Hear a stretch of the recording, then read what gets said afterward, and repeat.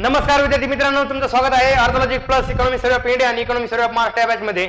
मित्रांनो, आता आपला महाराष्ट्राच्या इकॉनॉमी सर्वे मध्ये सामाजिक क्षेत्र टॉपिक हा चालू आहे. त्यातील पार्ट 1 आपला पाहून झाला. तर आज आजच्या सेशन मध्ये आपण पार्ट 2 बघणार आहोत. तर लक्षात ठेवा मित्रांनो, तर आजच्या पार्ट 2 ची सुरुवात जी करणार आहोत आपण राष्ट्रीय एड्स नियंत्रण कार्यक्रमापासून. तत्पूर्वी तुम्हाला एक नोटीस एक सूचना सांगायची जी नेहमी सांगतोय. मित्रांनो, एक्झाम पुढे गेलेले आहे आणि इथून पुढे आपल्याला जवळपास 40 दिवस भेटलेले आहेत आणि 40 दिवसाचा माझं वैयक्तिक मत असं आहे की तुम्ही 40 जर दिवस तुम्हाला भेटत असतील, GS 1, 2, 3, 4 चे पेपर जर तुम्ही PYQ केले नसतील अनालिसिस आणि पाहून जरी पाहिले असेल, पण माझं असं म्हणणं आहे की आणखी एकदा चांगल्या प्रकारे तुमचे PYQ बघून होऊ शकतात. GS 1, 2, 3, 4 असे इथून पुढे 40 दिवसाचे दररोज 10 दिवसाचे जरी स्लॉट पडले तरी 10 दिवसामध्ये तुमचा GS 1, 2, 3, 4 चे सगळे PYQ तुमचे अनालिसिस होऊ शकतात. तुम्हाला हे सांगण्याचं कारण असं आहे मित्रांनो, तुम्ही जर PYQ अनालिसिस केलं तर तुम्हाला असं कळतं की रिपिटेशन डायरेक्ट किंवा इनडायरेक्ट किंवा एरिया ऑफ इंटरेस्ट आयोगाचा सेम दिसतो. त्यामुळे तुम्हाला लास्टच्या 35-40 दिवसामध्ये रिव्हिजन काय करायला पाहिजे, कोणत्या टॉपिकला महत्त्व दिलं पाहिजे, प्रायोरिटी एरियामध्ये कोणते टॉपिक ठेवायला पाहिजे हे कळतं. पण बऱ्याच वेळा काय होतं की आपण फक्त रिडिंग करतो आणि PYQ न बघितल्यामुळे आपल्याला रिव्हिजन कशी करायची तेही कळत नाही. आपण नुसते पुस्तकं ठोकळ घेतो 400-400 पानाचे आणि कुठंतरी त्या नोट्स असतात त्या पण कळत नाही, कारण PYQ केले नसतात. त्या नोट्स पण कधी कधी बोरिंग वाटायला लागतात आणि त्यामुळे काय होतं की तुमचा अभ्यासामधला जो इंटरेस्ट आहे तो कुठे कमी व्हायला लागतो आणि त्या इंटरेस्ट कमी होण्याचं रूपांतर हे तुमच्या भीतीमध्ये निर्माण होतं आणि येणारे तुमच्या तोंडाशी आलेला घास फक्त तुमच्या चुकांमुळे तुमच्या म्हणजे काय म्हणतात त्याला निष्ठून जातो. त्यामुळे माझं मित्रांनो असं म्हणणं आहे की तुम्ही शक्य असेल तर तुम्हाला मागच्यापासून म्हणते शक्य नाही, शक्य असेल असं काही म्हणजे काय मी असं बोलणारच नाही, कारण की कराच म्हणतोय. 40 दिवस आहेत, मागे 15-20 दिवस राहिले होते, आता 40 दिवस खूप आहेत. माझं वैयक्तिक मत आहे, तुम्हाला ह्या गोष्टी नेहमी आठवतील की मी PYQ करा म्हणतो. मी त्याविषयी पण तुम्हाला म्हणतो मागच्या लेक्चरमध्ये, जर तुम्ही PYQ करून गेलं तर तुम्हाला नक्की 100% फायदा होणार आहे येणाऱ्या मेन्स एक्झाम मध्ये. जर तुमचा स्कोर 430-440 राहणार होता, तो स्कोर तुमचा 480-490 जाईल. मी हे कॉन्फिडेंटली सांगतोय, हवेत सांगत नाही. हे माझं ऑब्झर्वेशन आहे. हे तुम्ही मागचे जे टॉपर आहेत त्यांनाही विचारा आणि जे तुम्ही शिक्षक असतात त्यांनाही विचारा, तुम्हाला हेच सांगतील. फक्त बऱ्याच वेळा जणांना हे पण माहिती हे सगळं खरं आहे तुम्ही सांगता, पण आणि करत तर काही नाहीत. बरोबर आहे. काय म्हणतात की अरे माझा एवढा मोठा अभ्यास राहिला, माझा GS राहिले, GS 2 राहिले, इकॉनॉमिक्स राहिले, सायन्स टेक्नॉलॉजी राहिले, मी कधी वेळ देऊ? 12-48 पेपर आहे, थोडे पेपर मी कधी करणार? मित्रांनो, मागे पण म्हणतो तुम्हाला आन्सर शीट काढा, डायरेक्ट टिक करा, उत्तर ऍटलिस्ट वाचून तरी काढा ना पेपर. एवढं जरी केलं तरी खूप सारा तुम्हाला एक चांगला कॉन्फिडन्स येईल आणि क्वेश्चन करताना एक फायदा काय मित्रांनो, आपण जेव्हा अभ्यास करतो त्यावेळेस खूप डीप करण्याचा प्रयत्न करतो आणि बऱ्याच वेळा असं जाणवतं की क्वेश्चन पेपर बघितल्यानंतर की क्वेश्चन हे खूप वरवर येतात आणि विनाकारण आपण काय करतो, खूप डिटेल करण्याचा प्रयत्न करतो. डिटेल करणं हे गरजेचं आहे. ते काही आउट ऑफ बॉक्स क्वेश्चन असतात किंवा थोडे वेग क्वेश्चन असतात तिथे ठीक आहे, पण त्याचं प्रमाण किती खूप कमी आहे. त्या थोड्या क्वेश्चनसाठी आपली एनर्जी, आपला कॉन्फिडन्स का लूज करून घ्यायचा? जे आपला तुम्हाला म्हणजे शुअरिटी एक क्वेश्चन आहे तेव्हा पहिलं काम केलं पाहिजे आणि ते झाल्यानंतर बाकीच्या एरियावर आपण काम केलं पाहिजे. येणाऱ्या लेक्चरमध्ये आणखी काही बऱ्याच गोष्टी तुम्हाला मी सांगणार आहे. तत्पूर्वी आता इथंच थांबूयात आणि आपलं ऍक्च्युअल लेक्चर चालू करूयात. तर लक्षात ठेवा, राष्ट्रीय एड्स नियंत्रण कार्यक्रम. तर मित्रांनो, तुम्हाला मागच्या लेक्चरमध्ये सांगितल्याप्रमाणे इथून पुढचे लेक्चर हे आपले मॅक्स टू मॅक्स अर्ध्या तासाचेच होतील, कारण की आपल्याला बॅच खूप मोठी लेंदी करायची नाही, कारण की आपल्याकडे तेवढा वेळ नाही.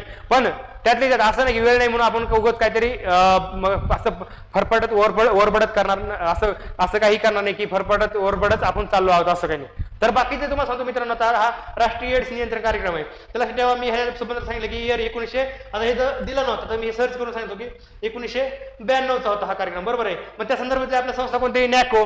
मग नॅकोची काय, नॅशनल एड्स कंट्रोल ऑर्गनायझेशन 1992. मग ह्यात रिलेटेड तुम्हाला मी एक्स्ट्रा इन्फॉर्मेशन सांगितली आणि मागे आणि त्याचं उद्दिष्ट काय ते लक्ष ठेवा.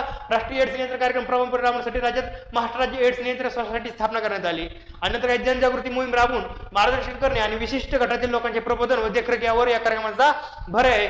यामध्ये लैंगिक संसर्गजन्य रोग, चिकित्सालयातील रुग्णांच्या व प्रसूतीपूर्व तपासणीसाठी आलेल्या गर्भवती महिलांच्या रक्ताच्या नमुन्याच्या तपासणीद्वारे सहनिरीक्षण केले जाते.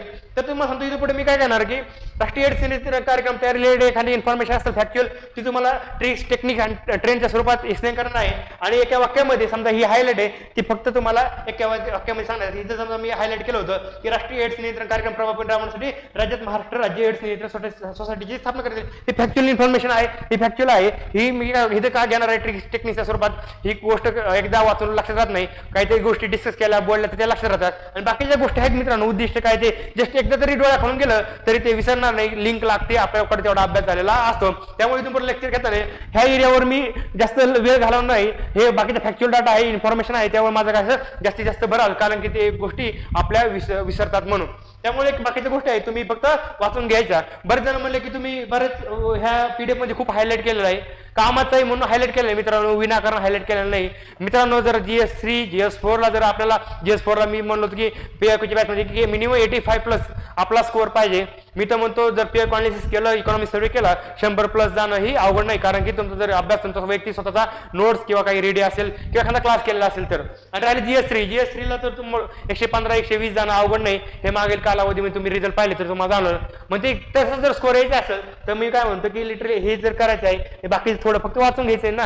वाचून जर एखादी गोष्ट तुम्हाला जस्ट क्लिक झाली की अरे हा मी काहीतरी असं वाचलं होतं, सेन्स जरी डेव्हलप काय होतं, अशा गोष्टी वाचल्याने काय होतं, सेन्स डेव्हलप होतो आणि त्या सेन्सचा फायदा आपल्याला न येणारी उत्तरं बरोबर करण्यात फायदा होतो. त्यामुळे मी इथून पुढे फक्त काय करणार आहे, एक फॅक्ट्स ट्रिक काय फॅक्ट्स असतील, काही बाकीचे उद्देश असेल एका लाईन मध्ये घेणार आणि पुढं जसा जसा पुढे जाईल प्रत्येक काय असेल, प्रत्येक योजना असेल, कार्यक्रम असेल किंवा प्रोजेक्ट असेल तसा तसा एक्सप्लेन करणार आहे. त्यामुळे माझं एक काम आहे की आता 1 to 1 इथून पुढे आपण बॅच करूयात. मी ही टिक्स टेक्निक ट्रेनच्या स्वरूपात बॅच एक्सप्लेन करेन, आणि बॅच झाल्यानंतर तुम्ही काय करायचं, ही PDF एकदा चांगली गो थ्रू करायची. झेरॉक्स काढली असेल तर अति उत्तम, नसेल तर काय करायचं, जेवत असताना किंवा एक इतर वेळ म्हणजे जेव्हा बोर होतं त्यावेळेस फक्त काय करायचं, त्या दिवशी स्क्रोल करायची आणि बाकीचं काय डाटा आहे तो मी वाचून घ्यायचा. तर मित्रांनो लक्षात ठेवा, आता वाचला आपण राष्ट्रीय एड्स नियंत्रण कार्यक्रम कधीचा आहे, 1982. नॅक ओपन कधीची 1992 चे आहे. नॅकोचा लॉंग फॉर्म काय आहे, नॅशनल एड्स कंट्रोल काय ऑर्गनायझेशन आहे मित्रांनो.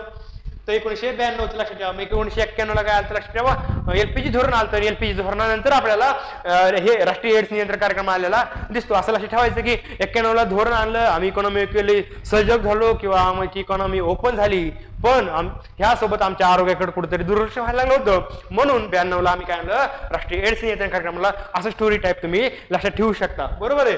नंतरचा क्वेश्चन आहे, सॉरी नंतरची टर्म आहे राज्य रक्त संक्रमण परिषद. तेव्हा काय ते वाचून घ्या मित्रांनो. तर लक्षात ठेवा, सन 2000 पासून सिकल सेल ग्रस्त बालके तसेच थॅलेसेमिया व हिमोफिलियाने पीडित रुग्णांना मोफत रक्त पुरवठा केला जातो. आपल्याला विचारलं असतं की मोफत रक्त पुरवठा कोणाकोणाला केला जातो. तर लक्षात ठेवा, कधीपासून, सन 2000 पासून सिकल सेलग्रस्त बालके, थॅलेसेमिया व हिमोफिलियाने पीडित रुग्णांना. आपल्याला काय आहे, सिकल सेलग्रस्त हे एक महत्त्वाचं आहे, दुसरं आहे थॅलेसेमिया आहे आणि नंतर आहे हिमोफिलिया. सिकल सेलग्रस्त असेल किंवा थॅलेसेमिया हे तुम्ही न्यूज मध्ये नेहमी पाहिलेलं असेल की सारखं चर्चेत असतं. त्यामुळे लक्षात ठेवा की 2000 सालापासून सिकल सेल आणि थॅलेसेमिया आणि हिमोफिलिया पीडित रुग्णांना मोफत रक्त पुरवठा केला जातो. हे महत्त्वाचं आहे, सिकल सेल आणि थॅलेसेमिया, आणि दुसरं काय आहे, हिमोफिलिया. नंतर 7 रोग नियंत्रण कार्यक्रम आहे, ते वाचून घ्या मित्रांनो. नंतर मानवी अवयव प्रत्यारोपण. तर लक्षात ठेवा, मानवी उपचारांकरिता मानवी अवयव काढणे, जतन करणे, प्रत्यारोपण करणे तसेच मानवी अवयवांचे व्यापारीकरण रोखणे याबाबत नियमन करण्याकरता केंद्र शासनाने मानवी अवयव प्रत्यारोपण अधिनियम 1994 लागू केला आहे. कशासाठी केला ते आपण आता वाचलेलं आहे. कधी केला, 1994 केला मानवी अवयव प्रत्यारोपण. आणि दुसरा ऍक्ट ह्याच्यासोबत तुम्ही लक्षात ठेवा, PCPNDT ऍक्ट होता ना आपला, तो पण कधी आहे मित्रांनो, 1994चा. तुमचं कन्फ्युज होणार नाही, मानवी अवयव प्रत्यारोपण 1994चा आहे आणि PCPNDT ऍक्ट पण 1994चा आहे. PCPNDT ऍक्ट म्हणजे कसं असतं की आपलं जी स्त्री भ्रूण हत्या होती किंवा आपलं ते त्याबद्दल फिमेल फिटिसाइड असेल त्याबद्दल कडक धोरण राबवणारा हा कायदा आहे PCPNDT ऍक्ट 1994.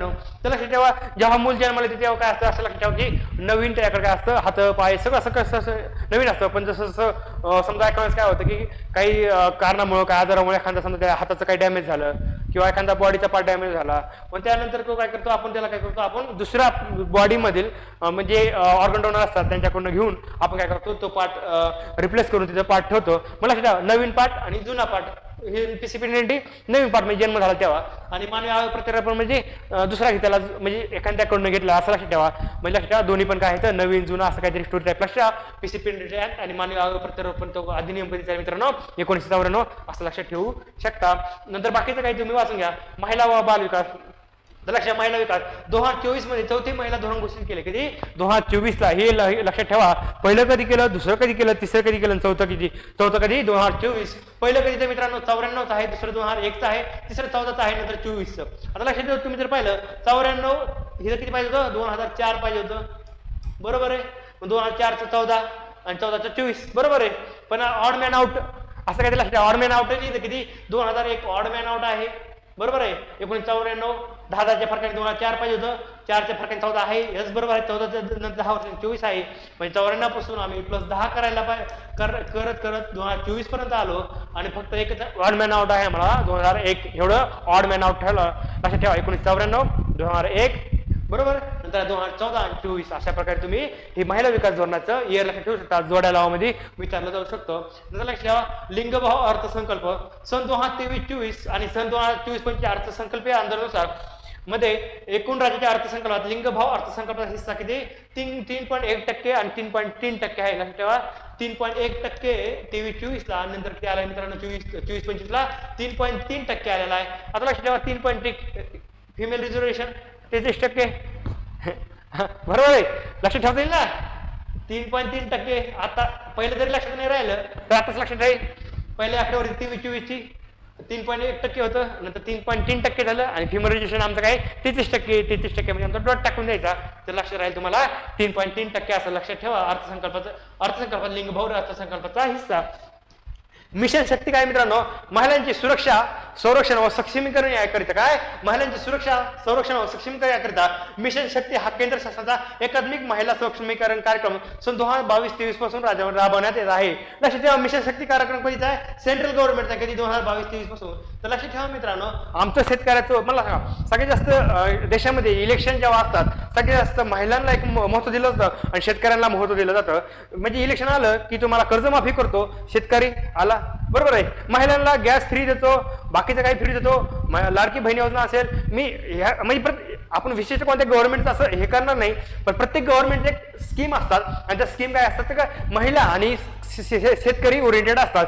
तर मग तुम्हाला जर जाणवलं मिशन शक्ती कधी 2022-23 ची जर आम्ही 2022 ला शेतकऱ्याचं उत्पन्न आम्हाला डबल करायचं होतं तर आम्ही शेतकरी फोकस केला होता आणि नंतर आम्हाला जाणवलं होतं की आम्ही स्त्रियांनाही आम्ही काय करत असतो प्रायव्हेट एरियामध्ये ठेव, म्हणजे काय म्हणतो आम्ही महिला सक्षमीकरणाकडे आमचा जास्त कल असतो. 2022 ला आम्ही जर शेतकऱ्याचं उत्पन्न डबल केलं तर महिलाही म्हणाले की आता आम्हाला काय करा, आम्हाला ही शक्ती द्या. मग 22 ला ते झालं आणि 22-23 ला लगेच लागू करायला मिशन शक्ती. लक्षात ठेवा अशा प्रकारे.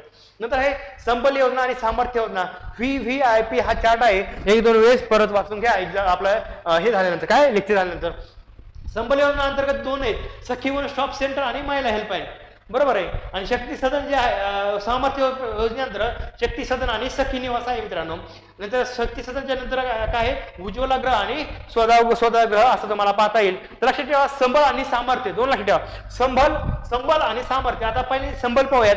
तर हिंसाचार सखी वन स्टॉप सेंटर म्हणजे संबळ योजनेअंतर्गत आपल्याला 2 आहेत, सखी वन स्टॉप सेंटर आहे आणि महिला हेल्पलाईन आहे मित्रांनो. तर लक्षात ठेवा संबळ योजना काय सांगते, त्या अंतर्गत सखी सांगते हिंसाचाराने पीडित महिलांना एका छत्राखाली आधार व सहाय्य पुरवणे, बरोबर आहे. काय हे महत्वाचे कीवर्ड आहे आपल्यासाठी. हिंसाचाराने पीडित महिलांना एका छत्राखाली आधार व सहाय्य पुरवणे, बरोबर आहे. संबल योजना म्हणजे आता हिंसाचार एखाद्या महिला जर हिंसाचार झाला तर ती खूप डिप्रेशन मध्ये जाते, काही चुकीच्या गोष्टी घडल्या, ऍसिड हल्ला झाला, एक प्रकार तिची मानसिकता खूप खराब होते. मग त्यावेळेस काय करतो आपण समाजातले आपण असेल किंवा मित्रपरिवार असेल किंवा आपल्या सोबतचे नातेवाईक असतात ते काय म्हणतात आपण संभळ म्हणजे स्वतःला संभळ. काय संभळ म्हणजे संभल जरा हिंदीमध्ये संभळ म्हणतात आणि आपल्यामध्ये सांभाळून घे म्हणजे आता झालं ते झालं पण इथून पुढे आपलं नवीन उमेदीने आपल्याला उभं राहायचंय आणि झालं ते झालं पण आपल्याला काय करायचंय खचायचं नाही. आपण काय म्हणतो संभल जरा हिंदी म्हणते सांभाळून घे स्वतःला आपण मराठीमध्ये म्हणतो. मग काय झालं संभल. लक्षात ठेवा संभल आलं आणि काय करतो सखी आपण महिलांना काय म्हणतो प्रेमानं सखी म्हणतो, बरोबर आहे. तुम्ही जर लोकमत मला आठवत नाही एक पेपरची न्यूजपेपर आहे सखी म्हणून एक हे घ्यायची ते पेज यायचं किंवा महिला हेल्पलाईन असतं, बरोबर आहे. महिला हेल्पलाईन काय लक्षात ठेवा सखी महिला हेल्पलाईन. मग हे काय अत्याचार आणि पीडित ज्या महिला असतात त्यासाठी हे आपल्याला हे चालू केलं दिसतं. मग ते सखी आणि कुडा हेल्पलाईन कशासाठी संभल का संभल योजना सखी महिला असं लक्षात ठेवता येईल. नंतर हे आणि महिला काय संकट सापल्या महिला औरतासाठी मदत उपलब्ध करून देणे म्हणजे लक्षात ठेवा संभल हिंसाचारामुळे काय झालं, संभळ येऊन आली. आपण काय म्हणतो, संभळ म्हणजे संभाळ कोल म्हणजे स्वतःला सांभाळून घे म्हणून संबल, त्या खाली सखी वन स्टॉप सेंटर आणि महिला हेल्पलाईन आपल्या विचारलं सुद्धा. संबल योजना, सखी वन स्टॉप सेंटर, महिला हेल्पलाईन हे संबल योजना उपयोजनेअंतर्गत आहेत किंवा सामर्थ्य उपयोजना असं आपल्याला विचारलं जाऊ शकतं. लक्षात ठेवा मित्रांनो, लक्षात ठेवा संबल योजना आहे ती. आणि सामर्थ्य लक्षात ठेवा, सामर्थ्य म्हणजे काय, तुमच्याकडे पैसा आला पाहिजे, निर्णय प्रक्रियेमध्ये तुमचा सहभाग असला पाहिजे ते सांगतं. लक्षात ठेवा त्याच्या खाली सामर्थ्य शक्ती सदन, काय शक्ती सदन, त्यामध्ये उज्ज्वला ग्रह आणि स्वतः ग्रह आहे आणि सखी निवास आहे. तर लक्षात ठेवा निवास. मला सांगा स्वतःचं घर असेल तर आपण काय म्हणतो, सामर्थ्य आहे. मला सांगा एखाद्या भाड्याच्या घरात आहे तर आपण काय स्वतः काय कसं, आपण भाड्याच्या घरात राहत असेल तर थोडा निर्गुंड असतो की आपल्यालाही स्वतःचं घर हवे. स्वतःचं घर असेल तर काय येणार आपल्यामध्ये, सामर्थ्य येणार, एक कॉन्फिडन्स येणार. सखी बस स्टॉप म्हणलं की काय करायचं, संबल योजनामध्ये बस स्टॉपवर अत्याचार होतात म्हणून लक्षात ठेवा का तिथं आपल्याला बस स्टॉप लक्षात ठेवा असं टिक स्वरूपात. आणि सखी निवास ग्रह ह्यामध्ये उज्ज्वला ग्रह असेल, सखी निवास असेल, जिथं जिथे सदन ग्रह आलं ते सामर्थ्यामध्ये जा. माझं जर स्वतःचं घर असेल तर मी काय आहे, सामर्थ्यवान आहे. मी जर भाड्याच्या घरात राहत असेल तर मला कधी पण फेकून देऊ शकतो. मग काय करायचं लक्षात ठेवा, आम्ही फेकून देऊ शकतो म्हणजे मी तसं म्हणणार नाही, शब्दाचा अर्थ घेऊ नका. फेकून देऊ म्हणजे कधी तुम्हाला घराच्या बाहेर काढू शकतो त्याला जर वाटलं तर. मग माझं स्वतःचं घर तेव्हा आपण सामर्थ्यवान असतो का, नाही. स्वतःच्या घरात आपण स्वतःचं घर असेल तर सामर्थ्य असतो. म्हणून जर विचारलं सामर्थ्य योजनेअंतर्गत शक्ती सदन, सदन आलं, शक्ती सदन, ग्रह आलं, सखी निवास ग्रह सदन आलं, हे सगळं सामर्थ्यामध्ये जातं. माझं जर स्वतःचं घर असेल तर मी सामर्थ्यवान आहे असं लक्षात ठेवा. हे आणि हे कुणाचे रिलेटेड आहे, आपल्या महिलांचे रिलेटेड आहे. आणि सखी वन स्टॉप सेंटर आणि हे आपण संबल योजना समजे सामर्थ्य योजनेबद्दल आपण पाहिलं आहे. आता ते काय आहे, जनजागृती निर्माण करून महिला व बालकांच्या लैंगिक शोषणासाठी केली जाणारी तस्करी रोखणे. मित्रांनो हे काय आहे, महिला आणि बालक आहे. काय जे आहे ना शक्ती सदन जे पाहिलं तर आपण काय मध्ये काय आहे लक्षात ठेवा, महिला आणि बालक आहे. महिला पण आहेत आणि बालक पण आहे. लक्षात ठेवा काय बालक पण आहे. महिलेसोबत काय असतात, छोटी छोटी मुलं पण असतात म्हणून बालक लक्षात ठेवा. उज्ज्वला ग्रह आणि स्वतः ग्रह हे कोणा अंतर्गत येतात, शक्ती सदन अंतर्गत येतात. आणि शक्ती सदन कोणाच्या अंतर्गत येतात, सामर्थ्य योजने उपयोजनेचे आहे. आणि सखी निवास काय, नोकरी करणाऱ्या महिलांच्या त्या मुलासाठी डेही किंवा सुविधेसह सुरक्षित आणि सोयीस्कर निवासस्थान उपलब्ध करून देणे हे काय आहे, सखी निवास आपण पाहू शकतो. अशा प्रकारे मित्रांनो ही तुम्ही खूप VIP आहे त्यामुळे थोडा जास्त वेळ दिला, अशा प्रकारे तुम्ही लक्षात ठेवू शकता. नंतर आहे महिला सक्षमी केंद्र. आता मित्रांनो लक्षात ठेवा, सामर्थ्य या उपयोजनेतील हा एक घटक असून राज्यात जिल्हास्तरीय व राज्यस्तरीय महिला सक्षमी केंद्र कार्यान्वित करण्यात आलेले आहेत. बरोबर आहे काय, लक्षात ठेवा मित्रांनो, सामर्थ्य या उपयोजनेतील हा एक घटक असून राज्यात जिल्हास्तरीय व राज्यस्तरीय महिला सक्षमी केंद्र कार्यान्वित करण्यात आले. कोणाच्या अंतर्गत आहे मित्रांनो, हा सामर्थ्य अंतर्गत महिला सक्षमीकरण. सामर्थ्य केव्हा, माझं घर आहे, माझ्याकडे पैसा आहे म्हणून मी सामर्थ्यवान आहे. म्हणून सक्षमीकरण केव्हा होईल, जर माझ्याकडे पैसा आणि घर असेल. आणि पैसा आपण ग्रह जर पाहिलं होतं ते सामर्थ्यमध्ये पाहिलं होतं, पण स्वतःचा ग्रह असेल तर मी काय झालं, सक्षमीकरण झालं. मग आपण काय म्हणतो त्याला सक्षमीकरण किंवा त्याला स्त्री सक्षमीकरण म्हणतो. अशा प्रकारे महिला सक्षमीकरण केंद्र विचारलं की कोणत्या अंतर्गत आहे, संबल योजनेअंतर्गत आहे किंवा सामर्थ्य, तर लक्षात ठेवा सामर्थ्य का, तर लक्षात ठेवा सक्षमीकरण का झालंय, तर माझ्याकडे घर आहे आणि माझ्याकडे पैसा आहे म्हणून लक्षात ठेवा सक्षमीकरण झालं. अशा प्रकारे तुम्ही लक्षात ठेवू शकता. महिलांसाठीच्या सर्व योजना आणि सेवाबद्दल जागरूकता निर्माण करता स्त्री शक्ती डिजिटल पोर्टल विकसित करण्यात आले. काय करायचं, महिलांसाठी सर्व योजना असतील, सेवा असतील, जागरूकता निर्माण करण्यासाठी स्त्री शक्ती डिजिटल पोर्टल काय केले, स्त्री शक्ती. लक्षात ठेवा ज्या योजना असतात गव्हर्नमेंटच्या त्याचा त्यांना काय व्हावा, फायदा व्हावा. एखादा उद्योग स्थापन करायचा आहे विशिष्ट महिलांचं, म्हणजे स्पेशल महिलांसाठी जर ती स्कीम असतील त्या उद्योग जर महिला असतील तर त्यांना तेवढा कन्सेशन दिला जाईल किंवा इंटरेस्ट रेट कमी असं, मग ते सांगण्याचं काम कोण करणार, हे शक्ती पोर्टल करणार आहे. त्याचं नाव काय, स्त्री शक्ती पोर्टल. लक्षात ठेवा मित्रांनो, स्त्री शक्ती पोर्टल लक्षात ठेवा. आणि महिलांच्या आर्थिक सक्षमीकरणासाठी विकसित केलेल्या यशस्वी या डिजिटल पोर्टलच्या माध्यमातून सर्व महिला स्वयंसहायता गट, महिला उद्योजका, महिलांद्वारे चालवले जाणारे कुटीर उद्योग व छोटे व्यवसाय इत्यादी एकत्र आणण्यात येत असून महिला सक्षमीकरण केंद्राच्या माध्यमातून महिलांनी चालवलेल्या व्यवसायांची व्याप्ती वाढवण्याचे प्रयत्न करण्यात येत आहेत. लक्षात ठेवा महिला सक्षमीकरण कोणा अंतर्गत आलं, सामर्थ्य अंतर्गत आलं. नंतर काय पाहिलं आपण, पोर्टल पाहिलं स्त्री शक्ती पोर्टल कशासाठी, विविध योजनांची त्यांना माहिती देण्यासाठी. आणि यशस्वीनी काय केले, लक्षात ठेवा महिला काय झालेले आहे, आर्थिक सक्षमीकरण झाले. मग महिला जर आर्थिक सक्षमीकरण झाले तर आपण काय म्हणतो, यशस्विनी महिला. तेजस्विनी आयोग देऊ शकतो, तेजस्विनी नाही, ती स्वतः तेजस्विनी आहे म्हणजे जन्मतःच महिला एक शक्तिशाली आहे, ती तेजस्वी आहे म्हणून तेजस्विनी. ती ऑलरेडी होती पण त्यामुळे नंतर काय नाव दिलं, यशस्विनी. का तर महिला सक्षमीकरण झालं म्हणून आपण त्याला असं म्हणू शकतो की काय, लक्षात ठेवा यशस्विनी डिजिटल पोर्टल. लक्षात ठेवा मित्रांनो. नंतर लक्षात ठेवा मित्रांनो, बेटी बचाव बेटी पढाव. बेटी बचाव बेटी पढाव संबल या उपजीवनीतील हा एक गट असून मुलींच्या जीविताची सुरक्षितते व शिक्षणाची खात्री देणे आणि लिंग निवडीस प्रतिबंध करणे हे या योजनेचे उद्दिष्ट आहेत. लक्षात कोणती होती? मुलीच्या जीविताची सुरक्षिततेची व शिक्षणाची. आता इथे काय आली? सुरक्षितता आली, जीवित आली. बेटी बचाव बेटी पढाव. बचाव म्हणजे काय? आपण जे पाहिलं सखी सेंटर. जर एखाद्या महिलेला जर बस स्टॉपला कुणी छेडत असेल तर आपण काय म्हणणार? सखी सेंटर. कुठं पाहिलं आपण? बरोबर आहे. मागे ती योजना होती आपली सामर्थ्य आणि संबल. तर संबल मध्ये पाहिलं होतं. बरोबर आहे. मग संबल मध्ये आलं, बचाव करायचा आहे ना.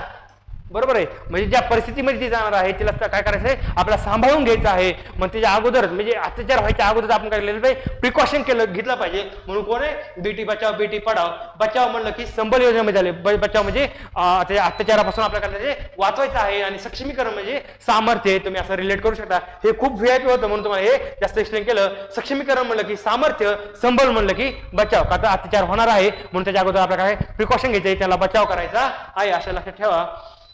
नंतर तर लक्षात ठेवा मुख्यमंत्री माझी लाडकी बहीण योजना. आता ही खूप फेमस आहे. लक्षात ठेवा मित्रांनो. आता लक्षात ठेवा जून 2024 ला आलेली इलेक्शनच्या महाराष्ट्राच्या इलेक्शनच्या अगोदर लक्षात ठेवा. तर राज्याने ही योजना जून 2024 मध्ये सुरू केली. या योजनेचे प्रमुख उद्दिष्टे काय आहे ते आपल्याला पाहावं लक्षात. तर लक्षात ठेवा मित्रांनो जून 2024 लक्षात ठेवा. किती? जून 2024 असं लक्षात ठेवा. आणि दुसरी जी आहे गुलाबी ई रिक्षा ती किती लक्षात केलेली? जुलै 2024 लक्षात ठेवा. ही जून 2024 ची आहे आणि गुलाबी ई रिक्षा कधीची आहे मित्रांनो? जुलै 2024 ची आहे. तर लक्षात ठेवा मित्रांनो मुख्यमंत्री माझी लाडकी बहीण योजना. आता ही कसं लक्षात ठेवायचं? जून मध्येच आलेलं इयर आहे नाही, जून आणि जुलै इलेक्शनच्या अगोदर झालेला आहे. तर लक्षात ठेवा मे ला सगळे आपले एक्झामचे रिझल्ट लागले असते आणि जूनला आपल्या काय घालतात? शाळा उघडलेल्या असतात. तर लक्षात ठेवा माझी लाडकी बहीण कधी शाळेत जाणार आहे? जून 2024 ला जाणार आहे. आणि लक्षात ठेवा जून 2024 ला गेली तर लक्षात ठेवा जुलै आणि गुलाबी ई रिक्षा तिला आणायला कोणती आहे? शाळेतून यायला एका महिन्याने परत गव्हर्नमेंट काय म्हणलं? माझी लाडकी बहीण शाळेत गेली, ऍडमिशन झालं तर लगेच येण्यासाठी घरून आपल्याला काय पाहिजे? रिक्षा पण पाहिजे. ती लक्षात पुढच्या महिन्यामध्ये दिली आम्हाला. गुलाबी ई रिक्षा किती दिली आहे? जुलै 2024 लक्षात ठेवा. आणि वयोगट किती लक्षात ठेवा मित्रांनो? 20 ते 40 आहे. तर बाकीची काही इन्फॉर्मेशन आहे ती तुम्ही वाचून घ्या. फक्त तुम्हाला काय इयर लक्षात ठेवण्यासाठी सांगितलं. फक्त मुख्यमंत्री लाडकी बहीण योजनेत हे महत्त्वाचं आहे की राज्यातील 21 ते 65 वर्ष वयोगटातील महिला व मुलींना पुरेशी सुविधा उपलब्ध करून देऊन रोजगार व आर्थिक विकासाला चालना देणे हे महत्त्वाचं होतं. आणि महिलांचे व त्यांच्यावर अवलंबून बालकांचे आरोग्य व पोषण स्थिती सुधारणे हेही महत्त्वाचं आहे मित्रांनो. हे असं वाटू शकतं की हे नसेल पण लक्षात ठेवा महिलांचे व त्यांच्यावर अवलंबून असलेल्या बालकांचे काय आरोग्य व पोषण स्थिती सुधारणे हे महत्त्वाचं आहे. ह्याला तुम्ही काय करा? स्टार करा. बाकीचं आपल्या लक्षात येईल पण हे लक्षात येणार नाही. त्यामुळे हे लक्षात घेऊ शकता. आणि गुलाबी रिक्षा तुम्हाला जे पाहिलं जुलै 2024 लक्षात ठेवा. बाकीचे कशासाठी आहे तुम्ही वाचून घ्या. निर्णय प्रक्रियेत महिलांचा सहभाग. तर लक्षात ठेवा की कोणत्या लोकसभेमध्ये किती होत्या किंवा 18वी लोकसभा असेल की खासदार किती होते, आमदार किती होते लक्षात ठेवा. 18वी लोकसभेत किती? 48 विद्यमान खासदारापैकी म्हणजे 48 ही महाराष्ट्राची संख्या आहे मित्रांनो. 48 विद्यमान खासदारापैकी 7 महिला खासदार आहेत. किती? 7 महिला खासदार आहेत. आणि 17व्या लोकसभेत 48 खासदारापैकी 8 महिला खासदार होत्या. आणि राज्यसभेत महाराष्ट्रातील एकूण विद्यमान खासदारापैकी 5 महिला खासदार आहेत. मित्रांनो जो हा चार्ट दिलेला आहे तुम्हाला निर्णय प्रक्रियेत महिलांचा सहभाग, हा चार्ट तुम्हाला GS2च्या दृष्टीने तुम्हाला महत्त्वाचं आहे. तर ही गोष्ट तुम्ही काय करा? ते जस्ट वाचून घ्या. मी जास्त एक्सप्लेन करत नाही कारण हे तुमचा GS2 मध्ये झालेला पार्ट आहे. पण तुम्ही इथे काय करायला जस्ट वाचून घ्या. हा पॉईंट जो आहे ना निर्णय प्रक्रियेत महिलांचा सहभाग आहे. 18वी लोकसभा असेल विधानसभा असेल हे तुम्हाला मी चार्ट स्वरूपात दिलेलं आहे. सरळ सरळ लक्षात राहील. त्यामुळे तुम्ही जास्त वेळ घालवणार नाही. हे तुम्ही वाचून घ्या आणि GS2 मध्ये तुमचं बऱ्यापैकी झालेलं असेल. तर लक्षात घ्या. दुसरं महत्त्वाचं काय आपल्याला की बॉम्बे ग्रामपंचायती आणि महाराष्ट्र जिल्हा परिषद आणि पंचायत समिती सुधारणा अधिनियम किती आहे? 2011 आहे. नुसार पंचायत राज संस्थांमध्ये एकूण जागापैकी 50% जागा महिलांसाठी राखाव्यात. हे सगळ्यात महत्त्वाचं आहे. काय? 50% जागा कोणत्या अधिनियमानुसार आहे? लक्षात ठेवा. बॉम्बे ग्रामपंचायती आणि महाराष्ट्र जिल्हा परिषद आणि पंचायत समिती सुधारणा अधिनियम 2011 नुसार पंचायत राज संस्थांमध्ये एकूण जागापैकी 50% जागा महिलांसाठी राखाव्यात. किती मित्रांनो? 50% लक्षात ठेवा. आणि नंतर लक्षात ठेवा राज्याच्या स्थानिक स्वराज्य संस्थांमध्ये महिलांसाठी राखीव जागा. तर लक्षात ठेवा आपल्याला बाकीचं काही लक्षात ठेवायची गरज नाही पण GS2च्या दृष्टीने आपला हा चार्ट महत्त्वाचा आहे. महानगरपालिका किती? महाराष्ट्रामध्ये 29, नगर परिषदा 246, नगरपंचायत 146, जिल्हा परिषद 34 आणि पंचायत समिती 351, ग्रामपंचायत किती? 27,913. तर लक्षात ठेवा महानगरपालिका 29 सगळ्यांना माहिती आहे. नगर परिषद आणि नगरपंचायत किती? नगर परिषद 246 -100 करा ते होता 146 246 मला असं लक्षात राहू शकतं. आणि जिल्हा परिषद 34 सगळ्यांना माहित आहे. आणि पंचायत समिती 351, ग्रामपंचायत 27,000 राऊंड फिगर लक्षात ठेवा. किती? 27,000. नंतर महिला स्वयंसहायता गट किती मित्रांनो महिला स्वयंसहायता गट काय त्याला आपण सेल्फ हेल्प ग्रुप म्हणतो. स्वयंसहायता गट ही आर्थिक आणि सामाजिक समस्या सोडवण्यासाठी एकत्र येणाऱ्या व्यक्तींची अनौपचारिक संघटना आहे. आपल्याला विचारलं जाऊ शकतं औपचारिक संघटना आहे. आपल्याला असं वाटेल की गव्हर्नमेंट त्यांना प्रोत्साहन देतं किंवा काहीतरी योजना देतं, मग कुठेतरी त्यांचं संघटन केलेलं आहे, मग असं वाटू शकतं की त्यांचं डॉक्युमेंटेशन होतं, मग आपल्याला असं वाटतं की औपचारिक संघटना असू शकते. तर मित्रांनो ती सेल्फ हेल्प ग्रुप औपचारिक संघटना नाही तर अनौपचारिक संघटना आहे. एक नोटीस करा काय अनौपचारिक संघटना आहे. बाकीचं काय ते मित्रांनो तुम्ही लक्षात घेऊ शकता. महिला आर्थिक विकास महामंडळ माविम सध्या खूप चर्चेमध्ये असते. माविम लक्षात ठेवा महिला आर्थिक विकास महामंडळ. राज्य शासनाने स्वयंसहाय्यक गटामार्फत महिला सक्षमीकरणाच्या विविध योजना राबवण्यासाठी महिला आर्थिक विकास महामंडळ नोडल संस्था म्हणून घोषित केले आहे. सगळ्यात महत्त्वाचं काय मित्रांनो महिला सक्षमीकरणाच्या विविध योजना राबवण्यासाठी माविमची स्थापना झालेली एवढंच लक्षात ठेवा. बाकीचं तुम्ही वाचून घ्या. लोकसंचालित संसाधन केंद्र. लोकसंचालित संसाधन केंद्र हा सोसायटी अधिनियम 1860 अंतर्गत नोंदणीकृत असलेला गट असून सुमारे 25 किलोमीटरच्या परिघात येणाऱ्या 20 ते 25 गावातील 250 ते 300 स्वयंसहाय्यक गटाचा समूह आहे. म्हणजे 250 ते 300 सेल्फ हेल्प ग्रुपचा समूह त्याला काय म्हणतात लोकसंचालित संसाधन केंद्र. आणि तो अधिनियम करिता 1860 एवढं लक्षात ठेवा. आणि किती किलोमीटरच्या परिघामध्ये 25 किलोमीटरच्या परिघामध्ये 20 ते 25 गावातले आहे आणि किती 250 ते 300 असं एवढं लक्षात ठेवू शकता तुम्ही. सरळ सरळ क्वेश्चन आला तर तुम्हाला सोडता आला पाहिजे. लक्षात ठेवा 1860 चा जो अधिनियम आहे 250 ते 300 सेल्फ हेल्प ग्रुप आहेत आणि किती किलोमीटर 25 किलोमीटर आणि 20 ते 25 गाव. बघा तुम्ही 25 25 250 हे काय तर आकडे तुम्हाला सिमिलर दिसतील. 25 किलोमीटर 20 ते 25 गाव आणि त्यामध्ये एक शून्य आलं केलं तर 250 ते 300 असे तुम्हाला काय दिसेल सेल्फ हेल्प ग्रुपचा तुम्हाला ग्रुप दिसेल. नंतर तेजश्री फायनान्शियल सर्व्हिसेस अति गरीब व कर्जबारी महिलांना कर्जमुक्त करण्यासाठी तेजश्री फायनान्शियल सर्व्हिसेस ही कर्जपूर्ती योजना स्वयंसहाय्यक गटामार्फत राबवण्यात येते. तेजश्री फायनान्शियल सर्व्हिसेस कोण असेल सेल्फ हेल्प ग्रुप. तर लक्षात ठेवा सेल्फ हेल्प ग्रुप मधील ज्या सगळ्या महिला आहेत त्यांना काय म्हणायचं आपण तेजश्री म्हणायचं. कारण की लक्षात ठेवा त्यांच्यामध्ये तेज आहे म्हणून त्यांनी काय केलं डेअरिंग केलं एकत्र येण्याचं आणि ते डेअरिंग गव्हर्नमेंटला दिलं. तर तुम्ही जर पाहिलं सेल्फ हेल्प ग्रुप सगळ्यात सक्सेसफुल प्लॅटफॉर्म आहे आणि सगळ्यात काय म्हणतात सक्सेसफुल योजना ही आपल्याला पाहता येईल. त्यामुळे काय महिला काय आहेत तेजस्विनी आहेत तुम्हाला मध्ये मगाशी सांगितलं. मग तेजश्री कोण सेल्फ हेल्प ग्रुप मधील महिला असं लक्षात ठेवा.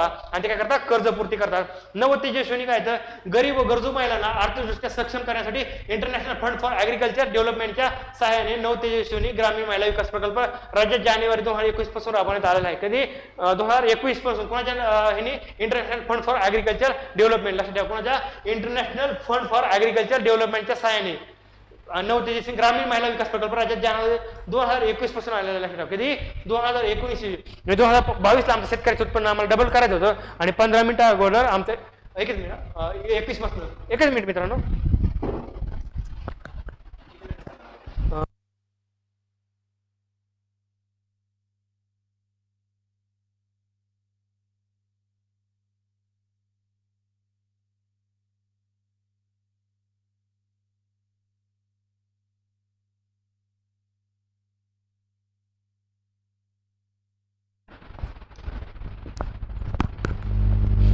तर लक्षात ठेवा सॉरी नव तेजस्विनी. तर लक्षात ठेवा का 2022 ला आमच्या शेतकऱ्याचं उत्पन्न डबल करायचं होतं. त्या संदर्भात तुम्हाला 23 सांगितलं 22-23 ला काय मागे एक स्कीम आली आणि आता नव तेजस्विनी जी आहे लक्षात ठेवा 2021 ला आहे. म्हणजे आमचं 2022 ला शेतकऱ्याचं उत्पन्न डबल करायचं होतं त्याच्यावर 2021 ला नव तेजस्विनी आमची स्कीम आलेली दिसेल. मित्रांनो बऱ्याच गोष्टी 2022 च्या लिंक करता येतात त्यामुळे तुम्हाला जेवढं सापडेल तेवढं नोट स्वरूपात जमलं तर वेळ आहे भरपूर. 2022 बाजूच्या 21 स्कीम आणि 23 स्कीम अशा तुम्ही कनेक्ट करू शकता. बऱ्यापैकी आपला स्कीम आपल्याला त्या रिलेटेड दिसतील. बाकीचं काय लक्षात ठेवा शेती उपक्रम बिगर शेती उपक्रम शेती संलग्न उपक्रमाला सहाय्य करण्यात येते. आलं 2022 ला आमचं शेतकऱ्याचं उत्पन्न डबल करत होतं ना. मग नव तेजस्विनी आमची 2021 ला आली आणि ती पण कोणाला शेती रिलेटेडच होती. मग कधी 22 जर आमचं उत्पन्न डबल करत होतं तर 21 ला आम्ही काय केलं होतं नव तेजस्वी योजना आली असं लक्षात ठेवा. महाराष्ट्र राज्य महिला आयोग काय लक्षात ठेवा महाराष्ट्र राज्य महिला आयोग ही वैधानिक संस्था असून ती पीडित महिलांनी दाखल केलेल्या तक्रारी नियमितपणे सुनावण्या सार्वजनिक जन सुनावण्या घेते मोफत कायदेविषयक सेवा आणि समुपदेशन करते. हे एवढं महत्वाचं आहे मित्रांनो. आणि सगळ्यात महत्त्वाचं काय आहे आपल्या दारात महिला आयोग ही सगळ्यात महत्त्वाचं मित्रांनो. आपल्या घरी महिला आयोग आपल्या गावात महिला आयोग किंवा आपल्या घरी महिला आयोग असं काही स्टेटमेंट देऊ शकतं. तर लक्षात ठेवा आपल्या दारात महिला आयोग कुठे दारात आलेली घरात नाही आलेली गावात नाही आलेली फक्त दारात आलेली. आपण म्हणतो ना लक्ष्मी कुठे आपण पिक्चर पाहिलं असेल जुने मराठी त्यामध्ये असतं दारात आली लक्ष्मी किंवा उंबरठा ओढत लग्न झाल्यानंतर काय करतो उंबरठा ओढतो ना त्याला आपण काय म्हणतो दार. मग लक्ष्मी कुठे ती दारात येते. मग ते स्कीम असं लक्षात ठेवा की स्कीम पण काय दाराशी रिलेटेड त्यांनी केलेले आहे. मग लक्षात ठेवा आपल्या दारात महिला काय दारातही घरात नाही गावात नाही फक्त काय दारात आहे लक्षात ठेवा. आणि लक्षात ठेवा कौटुंबिक हिंसाचारापासून महिला संरक्षण अधिनियम केला 2005 लक्षात ठेवा. आणि कामाच्या ठिकाणी महिलांचा लैंगिक छळ प्रतिबंध मना निवारण अधिनियम केला 2013 आहे. कौटुंबिक हिंसाचाराचा कधी 2005 आहे लक्षात ठेवा. आणि कामाच्या ठिकाणी महिलांचा लैंगिक छळ प्रतिबंध मना निवारण अधिनियम 2013 आहे. नॅशनल फूड सिक्युरिटी ऍक्ट 2013 आला. बघा नॅशनल फूड सिक्युरिटी, आम्ही जर अन्नाला सुरक्षा देऊ शकतो तर अन्न बनवणारी जी महिला आहे तिलाही आम्ही सुरक्षा दिली पाहिजे. काय म्हणलं तुम्हाला मित्रांनो, अन्न सुरक्षा कायदा कधी 2013 आहे. जर आम्ही अन्नाला सुरक्षा देऊ शकतो तर अन्न बनवणाऱ्या महिलेला काय सुरक्षा देऊ नये, तर तिलाही सुरक्षा द्यायला पाहिजे. म्हणून आम्ही 2013लाच कामाच्या ठिकाणी महिलांचे लैंगिक छळ प्रतिबंध मना निवारण अधिनियम 2013 लागू केला. नंतर आहे महिला सुरक्षा. 35 लाख महिला लोकसंख्येमध्ये महिलावरील अत्याचाराची संख्या सन 2022 मध्ये 75 होती आणि 23 मध्ये 77 होती. लक्षात ठेवा 2022-23 जो इरा आहे मित्रांनो, आपण भारताचा अमृतकाळ साजरा करतो आहोत. आणि अमृतकाळ लक्षात ठेवा, आणि ते अमृतकाल किती 75 लक्षात ठेवा 75 वर्षे पूर्ण झाली. आणि 2022 ला ही आमचं महिलांची अत्याचाराची संख्या 75 आहे, ती आम्हाला कमी करायची होती. पण 23 ला ती कमी न होता आणखी 2 वाढली, किती झाली 77 झाली. असं लक्षात ठेवा. अमृतकाळशी रिलेट तुम्ही करू शकता. 22-23 22 ला 75, 23 ला 77 असं लक्षात ठेवा. जर बालविकास तुम्ही वाचून घ्या. बाल धोरण काही 2014 आहे लक्षात ठेवा. 14 आकडा तुम्हाला लिंक होते का? 14 नोव्हेंबर बाल दिन. तसंच 14 आकडा आहे ना, 2014 काय आहे बाल धोरण 14 नोव्हेंबर, म्हणजे 14 आकडा जर आला तर आमचं बाल दिन असतो. आणि 2014 आलं तर लक्षात ठेवा बाल धोरण. असं कन्फ्युज होऊ नका. 14 आलं की कन्फर्म काय आहे आपलं बाल धोरण आहे लक्षात ठेवा. नंतर बाल अर्थसंकल्प काय आहे, वर आपण लिंग आधारित अर्थसंकल्प पाहिलं तर आपण काय नाही बाल सन 2023-24 आणि 24-25 अर्थसंकल्पीय आंदोलनानुसार राज्याच्या एकूण अर्थसंकल्पाला 12 अर्थसंकल्पाचा हिस्सा किती 12.1 आणि 12.5% आहे. 12 राऊंड फिगर लक्षात ठेवा. 12.1 12.5% लक्षात ठेवा. 12 असं लक्षात 12.1 12.5 असं लक्षात ठेवा. एवढं लक्षात नाही राहिलं तरी चालेल, फक्त 12 लक्षात ठेवा. आणि तिथं किती पाहिलं होतं आपण 33% लक्षात ठेवलं होतं. 33% आरक्षण आहे आणि डॉट टाका म्हणलं ते 3.3% लक्षात ठेवा. इथं 12 राऊंड फिगर लक्षात ठेवा. बाकी नाही लक्षात ठेवलं तरी चालेल. एकात्मिक बाल विकास सेवा योजना मित्रांनो आता लक्षात ठेवा. एकात्मिक बाल विकास सेवा योजना काय लक्षात ठेवा. ICDS 6 वर्षाखालील बालकांच्या वाढीच्या गरजा भागवण्यासाठी राज्यात एकात्मिक बाल विकास सेवा योजना राबवण्यात येत आहे. आणि एकात्मिक बाल विकास सेवा योजनेची मुख्य उद्दिष्ट काय ते आपल्याला बघायचं आहे. VIP स्कीम आहे, नेहमी विचारली जाते. ICDS काय एकात्मिक बाल विकास सेवा योजना 6 वर्षाखालील बालकांच्या वाढीच्या गरजा भागवण्यासाठी राज्यात एकात्मिक बाल विकास सेवा योजना राबवण्यात येत आहे. आणि एकात्मिक बाल विकास सेवा योजनेची मुख्य उद्दिष्ट काय लक्षात ठेवा. ती काय आहे तर 0 ते 6 वर्ष वयोगटातील बालकांचा पोषण व आरोग्यविषयक दर्जा सुधारणे. बाकीचं तुम्ही वाचून घ्या, ते लक्षात येईल तुमच्या. पण वयोगट किती 0 ते 6 लक्षात ठेवा. किती 0 ते 6 लक्षात ठेवा. बाकीचं तुम्ही वाचून घ्या. अंगणवाडीच्या माध्यमातून एकात्मिक बाल विकास सेवा पुरवली जाते. कोणाच्या ते 0 ते 6 लक्षात ठेवा मित्रांनो. आणि कोणाच्या ICD स्कीम कुठून राबवली जाते तर लक्षात ठेवा अंगणवाड्यामार्फत. किती कोणामार्फत अंगणवाड्यामार्फत राबवली जाते. आणि 6 वर्षापर्यंतच्या मुले गरोदर महिला व स्तनदामाते यांना लसीकरण, पूरक पोषण आहार, आरोग्य तपासणी, संदर्भ सेवा, पोषण व आरोग्य शिक्षण आणि शाळापूर्व शिक्षण या मूलभूत सेवा पुरवल्या जातात. मित्रांनो ह्यातलं की हायलाइट काय लक्षात ठेवा. 6 वर्षाखालील म्हणजे 0 ते 6 लक्षात ठेवा. कुणामार्फत राबवली जाते अंगणवाडी मार्फत राबवली जाते. आणि सगळ्यात महत्त्वाचा हायलाइट पॉईंट काय आहे, महिला सोबत कोण आहे, महिला कोणत्या तर गरोदर महिला आणि स्तनदामाता. काय गरोदर महिला आणि स्तनदामाता त्यांच्यासोबत काय त्यांची लहान मुलं पण आहेत लक्षात ठेवा. ती कोणती लहान मुले 6 वर्षाचे वडील नाही तर 6 वर्षाच्या खाली मुले, स्तनदामाता आणि गरोदर माता तुम्ही पाहू शकता. अशा प्रकारे बघू शकता. आणि पोषण कार्यक्रम एकात्मिक बाल विकास सेवा योजनेअंतर्गत बालके, गर्भवती महिला, स्तनदामाता यांच्या किमान पोषण गरजा भागवण्यासाठी व त्यांना आरोग्य सेवा पुरवण्यासाठी पूरक पोषण कार्यक्रम राबवला जातो.